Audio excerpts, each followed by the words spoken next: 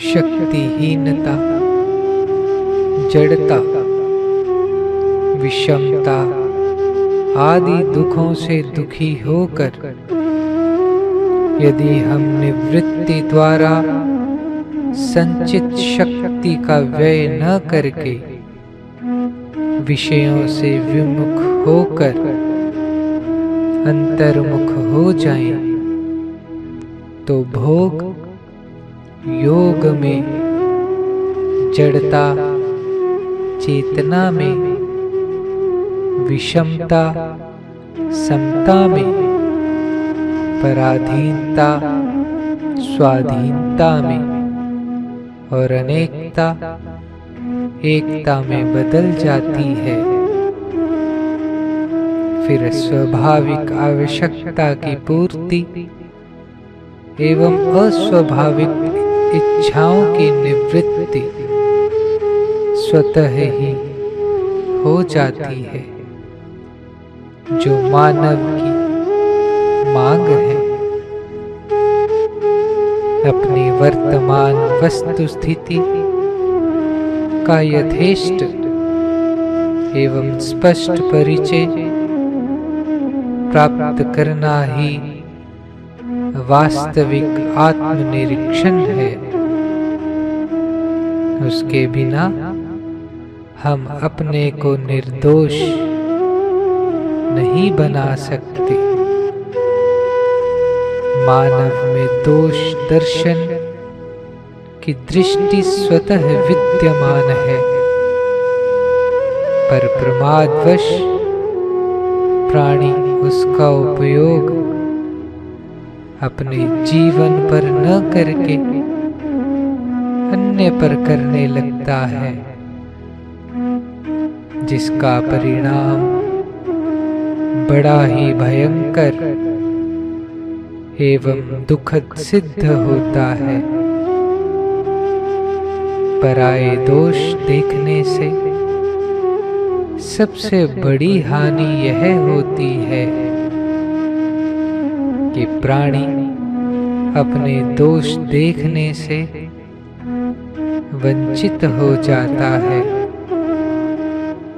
और मिथ्याभिमान में आबद्ध होकर हृदय में घृणा उत्पन्न कर लेता है। यद्यपि हृदय प्रीति का स्थल है, घृणा का नहीं, पर ऐसा तभी संभव है जब मानव पराये दोष न देखकर अपने दोष देखने में सतत प्रयत्नशील बना रहे।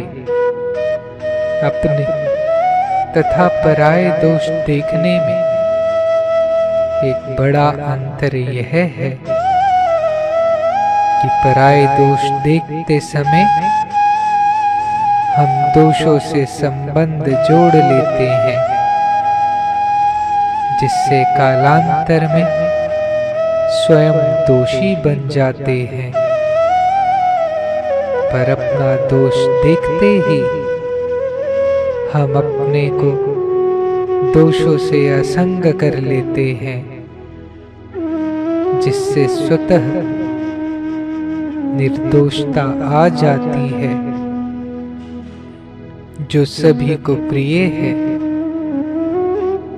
अतः यह निर्विवाद सिद्ध हो जाता है कि दोष दर्शन की दृष्टि का उपयोग केवल अपने ही जीवन पर करना है, किसी अन्य पर नहीं।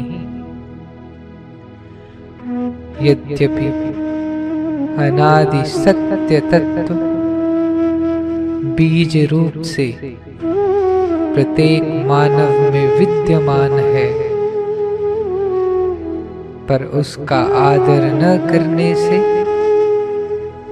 प्राणी उस सत्य से विमुख हो गया है एवं परिवर्तनशील वस्तु, अवस्था और परिस्थितियों में आबद्ध होकर उसने अपने को दीन, हीन, अभिमानी और परतंत्र बना लिया है। इस दुखद बंधन से छुटकारा पाने के लिए यह अनिवार्य हो जाता है कि प्राणी प्राप्त विवेक के प्रकाश में, जो चिर सत्य है, अपनी दशा का निरीक्षण करे और वस्तु अवस्था आदि से असंग होकर दुराचार को सदाचार में परिवर्तित करके अपने को निर्विकार बनाए। यह प्रत्येक मानव का अनुभव है कि दृश्य का संबंध सुख दुख में आबद्ध करता है और दृश्य से असंग होने पर किसी प्रकार का दुख शेष नहीं रहता। प्रिय से प्रिय वस्तु और व्यक्ति से संबंध स्वीकार करके भी प्राणी उससे अपने को अलग करना चाहता है, कारण कि सबसे अलग हुए बिना यह चिर शांति तथा शक्ति नहीं पाता, जो उसे स्वभाव से ही प्रिय है। यह निर्विवाद सिद्ध है कि प्राणी प्रिय से प्रिय प्रवृत्ति से थककर गहरी नींद के लिए प्रत्येक व्यक्ति और वस्तु आदि से अलग होना चाहता है।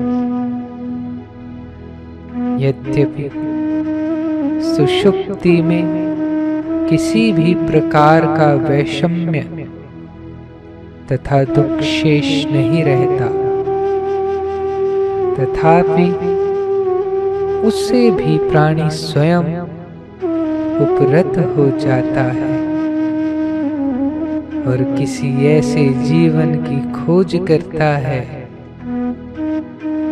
जिसमें सुषुप्ति के समान सौम्य तथा दुख रहित तो हो, किंतु संज्ञा शून्यता न हो। उस स्थिति के उपलब्ध हो जाने पर जब वह उससे भी उत्थान देखता है, जब उत्थान रहित अलौकिक अनंत नित्य चिन्मय जीवन के लिए व्याकुल होता है, अर्थात निर्विकल्प बोध की लालसा करता है, जो सभी अवस्थाओं से अतीत और स्वतः सिद्ध है। इस स्वतः सिद्ध अनंत जीवन की रुचि मानव मात्र में स्वभाव से ही विद्यमान है। अवस्थाओं से विमुख होते ही उस अवस्थातीत जीवन का अनुभव हो जाता है, जिसके लिए सभी अवस्थाओं से विमुख होना अनिवार्य है। अपना निरीक्षण ही वास्तविक सत्संग, स्वाध्याय और अध्ययन है, कारण कि अपने निरीक्षण के बिना प्राणी उस सत्य तत्व एवं ज्ञान की उपलब्धि ही नहीं कर सकता जो उसमें सदैव विद्यमान है। अतः अपने निरीक्षण द्वारा ही हम वास्तविक सत्य तत्व एवं ज्ञान को उपलब्ध कर सकते हैं। अपना निरीक्षण करते ही जिस विवेक से असत्य का दर्शन होता है, वही विवेक उसे सत्य से अभिन्न भी कर सकता है और उसी के द्वारा सत्य से अभिन्न तथा सत्य से निवृत्त होने का उपाय प्राप्त होता है। आत्मनिरीक्षण के बिना कोई भी सद्ग्रंथ तथा सद्गुरु से मिला प्रकाश अपने काम नहीं आता। वह केवल मस्तिष्क का संग्रह बन जाता है, जो कि नक्शे की नदी के तुल्य है।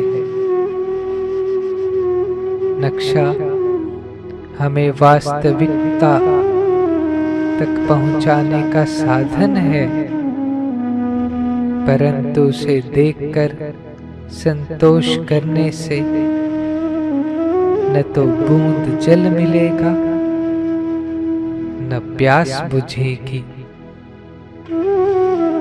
अपने निरीक्षण के साथ ही साथ हमें सद्ग्रंथ तथा सत्पुरुषों के प्रकाश का उपयोग करना चाहिए। आत्मनिरीक्षण द्वारा जब हम अपनी सभी प्रियताओं को जान लेते हैं, तब फिर हमारे द्वारा कोई ऐसी चेष्टा नहीं होती जिसमें दूसरों की प्रियता तथा हित निहित न हो।